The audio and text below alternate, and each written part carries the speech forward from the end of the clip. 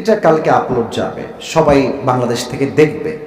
আমি চাই আপনার টাঙ্গাইলের মানুষ, আপনাদের কথার জোর হবে এত জোরে যে আমি আসিফ হুজুরের ওয়াজ যখন মানুষ ফেসবুকে বা ইউটিউবে শুনবে টাঙ্গাইলের নাম দিয়ে, মানুষ যেন বলতে বাধ্য হয় আমরা টাঙ্গাইলের সন্তান কাপুরুষের সন্তান নই, আমরা সব বীরপুরুষের সন্তান। ঠিক কিনা বলেন?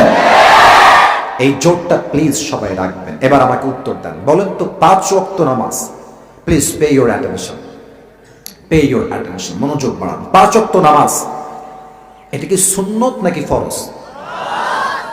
ডানে আওয়াজ কম, পিছনে আওয়াজ কম পাচ্ছি। 5 ওয়াক্ত নামাজ, 5 Times prayer in every single day, এটা কি সুন্নত নাকি ফরজ? ফরজ। এখন কেউ যদি বলে যে আল্লাহ ফরজ কেন করলেন, দ্যাট ইজ দ্য কোয়েশ্চেন। ফরজ কেন হল? এটা তো সুন্নত হতে পারত, নফল হতে পারত। আর সেজদা যে আমি আল্লাহর সামনে দিব, what's the logic behind it?